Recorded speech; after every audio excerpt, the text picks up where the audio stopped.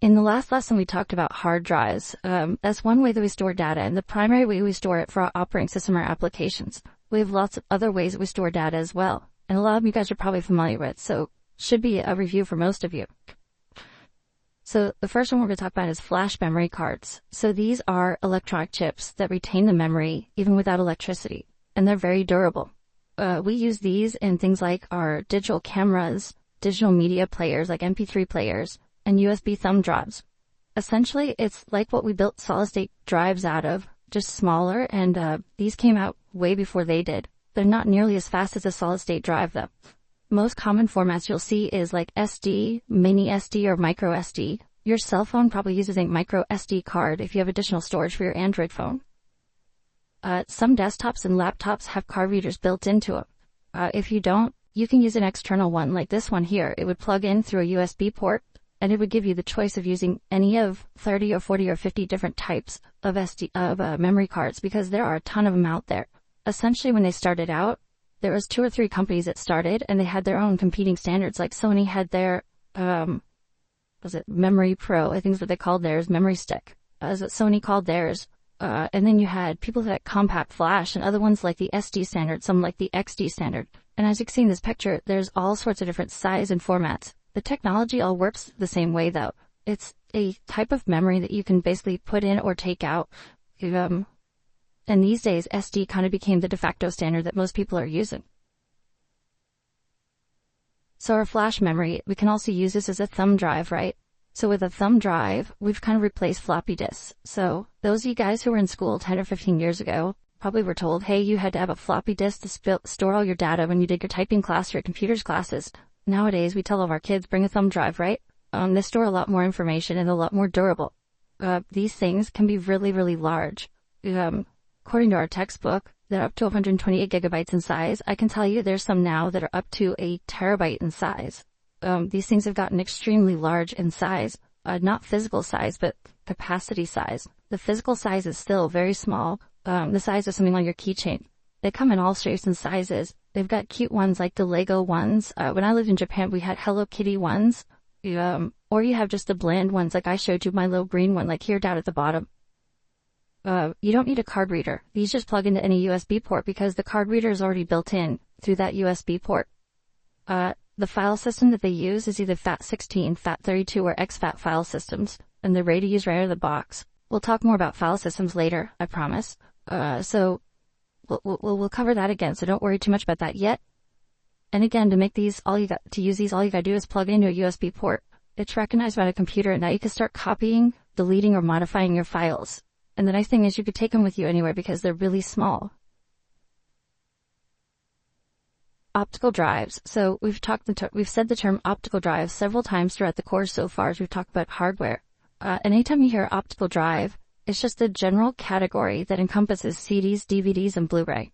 All 3 of those. They're just different formats of disc, but they're all considered optical because they use a visual way of reading the data, either laser or infrared light.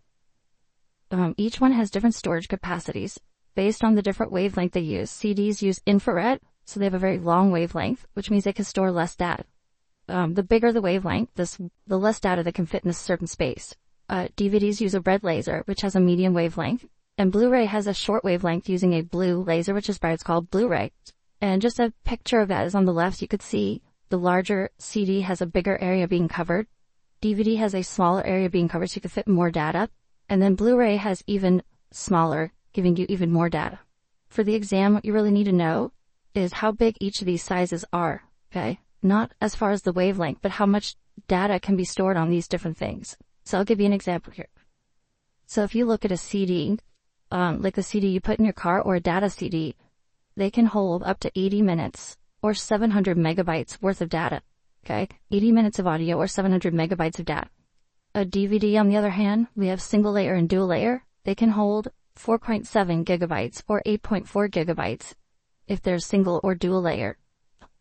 Blu-ray, on the other hand, can store a lot of data, 25 gigabytes and up to 50 gigabytes if they are dual layer. So that's what I was talking about earlier with the Xbox One games. They come on a Blu-ray disc, dual layer Blu-ray disc, and it takes about 50 gigabytes of data to store the data from that disc. Okay? Just to give you an idea, right? One Blu-ray disc can hold 10 DVDs or 71 CDs, right? So you could put pretty much your entire iPod collection on a single Blu-ray disc, right? Really, really big storage availability there. So different types. In addition to being CD, DVD, and Blu-ray, we have different types inside of there. So if you talk about, when we talk about ROM, it stands for read-only memory. So if you have a CD-ROM, a DVD-ROM, or a BD-ROM, Blu-ray disc ROM, those are all read-only. So if I bought a game, an Xbox game, right, it comes on a BD-ROM. It's a Blu-ray disc, read-only. I can't write to that disc. I can only read from it. If I buy, the new Adele album, it's a CD-ROM. It's only able to be read. I can't write the hard disk. If you go to the store, you can buy what's called the Write Once media, which is CDRs, DVD-Rs, or BD-Rs. R standing for writable. Why they used R for writable when writable starts with W, I don't know. But really, if you want to think of it this way, recordable. Okay, it's recordable. And the thing with this is you can record it once. Think of this like permanent marker. If I have a piece of paper and I write with a Sharpie on it, I can write to it, but I can only do it once, right? The bottom one there, the ones that have RW, is write, rewrite, okay? And what that means is that I can use a pencil with my paper, right? I can write down my message, erase the page, and start again. And erase the page and start again. And so it was almost used like a floppy disk, okay? The ones that are kind of unique on this, because all the RWs are pretty easy to recognize, the one that says RAM and RE for Blu-ray, this stands for read erase, is why they have RE instead of RW. In the old days for CDs and DVDs, we called it RW, which was read, rewrite. But that's the idea. So you can either read once, you can write once, or you can write many, meaning it's erasable. So the way I like to think about that, like I said, is if I buy a book, it's read only, right? If I get a notebook and have a Sharpie, it's write once. If I have a notebook and a pencil, it's write many, it's rewritable. I can write and erase as many times as I want. Those are kind of the two big things you want to remember for optical discs is, the fact that you have this read only, write once, write many, and that you have the sizes. Yes, special. Fine. So it's two different competing standards. They both store the same amount of space. And when you bought a DVD drive, some of them supported the -Rs and some supported the +Rs. And if I'm trying to remember, but I think the +R ones could support minus and pluses, but the minuses could only support the minuses. It's not too big of a deal nowadays because nowadays they all are pretty much dual compatible. But back when they first came out and they give you the ability to write DVDs, you had to specifically buy the right drive and the right disc to go with that drive. But that was 15 years ago. So it's not a huge deal nowadays. And again, if you have something like a Blu-ray disc, it can backwards read DVDs and CDs in it, right?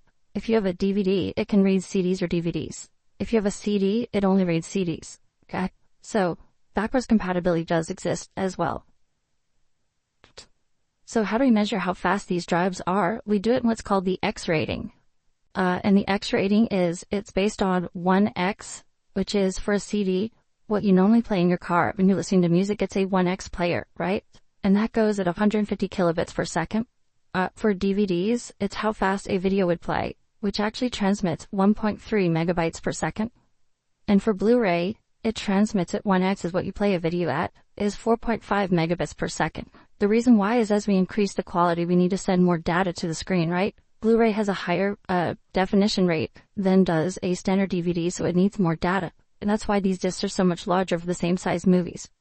The X is just the rating of how fast you read or what you can read in these players. When you buy a DVD-R, for instance, or a CD-R drive, because you want to write your own music CDs, you don't want to have to sit there and write it at 1X, right?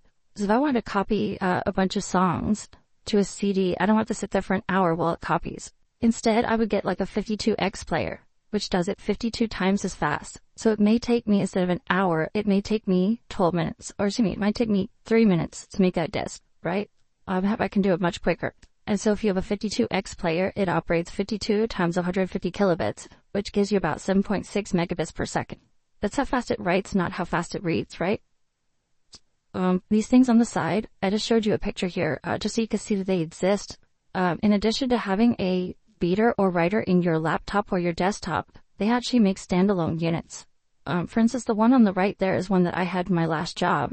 And we often had conferences, and at the end of the conferences, we wanted to take all of our PowerPoints and burn them to a disk to give them to all the participants. And if we had 100 people coming to our conference, and on Friday morning we needed to burn 100 disks, it would take a long time for me to do that with one machine, right? But in this machine, it's basically a photocopier for CDs. I put the source in the top bay. I put destinations. There's 5 destination bays in it. I hit start, and 3 minutes later, I have 5 copies. I hit start, 3 minutes later, I got 5 more copies. It would just constantly be making CDs for me. It's a CD press, essentially. Okay? I mean, all it's doing is reading and writing it. These type of things also exist for hard drives, where you can put a source hard drive in the first one and destination hard drives in the others, and it will just copy the information to all the hard drives. So there's lots of different systems out there. They're called CD duplicators, DVD duplicators, hard drive duplicators, or imagers. But that's the idea of that, and it saves you a lot of time. Okay, an older way that we used to store data was the old floppy disks, right? And you can see here the blue disk there, that's a 3.5-inch floppy. That's what most of us grew up in school with. If you're in your late 30s to early 40s, you probably grew up with the 5 1/4, which are that orange disc there. If you're older than that, you may have seen the old 10-inch floppies, which is that black one. I'm a little too young. I never got to play with the 10-inch floppies. But I grew up with the orange disc there, the 5 1/4 in elementary school, and then in high school we moved to the 3.5-inch. And essentially what it is it is a magnetic flexible media inside. Basically it's like a plastic sheet of paper, if you want to think of it that way. And it has this tougher plastic exterior on the outside that covers it. In Windows, you always have A and B reserved for your floppy disk drives, even if you don't have a floppy disk drive, which most of us don't have anymore. But Windows still reserves A and B there, and you can't use those for anything else because they saved that for the floppy disk. C is usually your primary hard drive, and then D through Z is either network drives or other hard drives. Your 3.5-inch floppy, the way we're talking about 3.5 inches is the size of the disk inside that casing.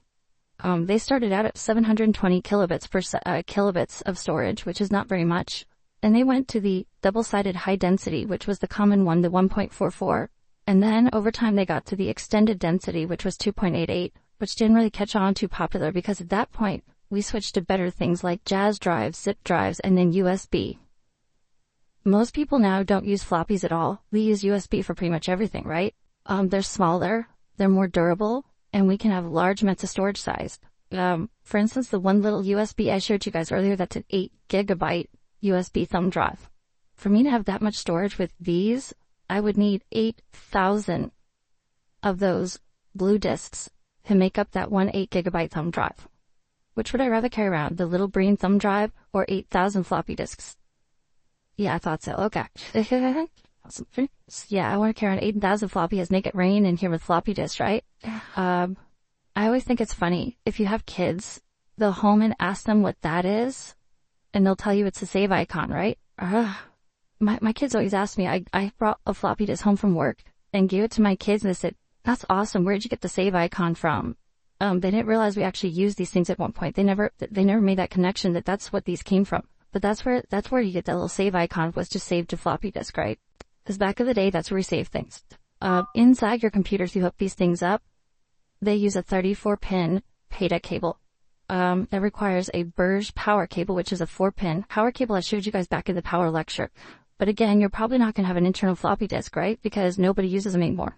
If for some reason you need a floppy disk and you don't have an internal one, guess what they make?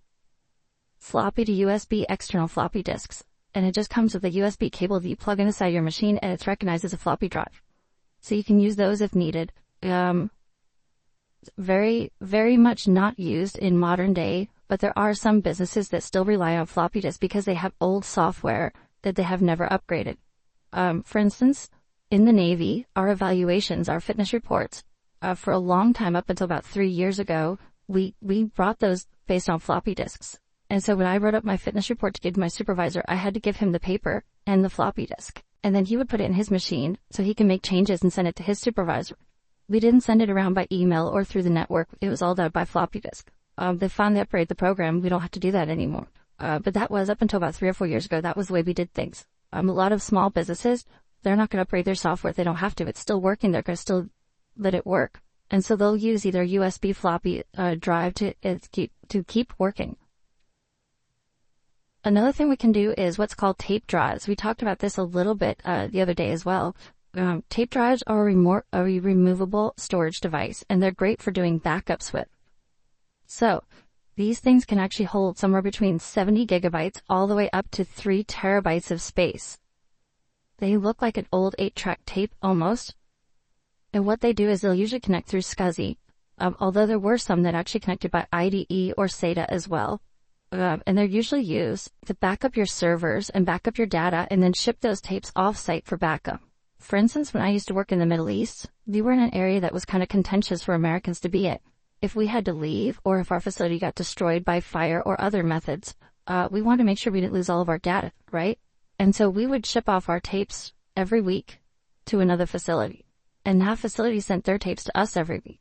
And so we would, if they got, bombed or caught on fire, we could restore their data. And if we got bombed or caught on fire, they could restore our data. And the effort could go on for our business. It's part of our continuation of operations. If you move on to Security Plus later on, there's a whole section talking about business continuity plans. And backups are a huge portion of that. Whether they're going to do, hot sites and cold sites and all this other stuff. For A+, if you know that tape drives are used for backups, that's going to get you through A+, right? If you just carry Plus, you'll have to know a lot more of how you do a full backup plan. It's more of a management type of thing. So if you are a technician and you have 2 gigabytes of, data that needs to be backed up from a customer's Windows 7 machine, how would you store 2 gigabytes of data? What would be the best choice? Should we use a DVD-RW, a CD-RW, a DVD-ROM, or a CD-ROM, right? A, right? DVD. And why? Right. Because you can write to it, and it's 4.7 gigabytes of data, right? And so 4.7 will fit too. The CD-RW I could use, right? But it only holds 700 megs, so I'd have to use 3 of those. So the best thing to do is use a DVD, right? DVD-RW would work for you. You can't write.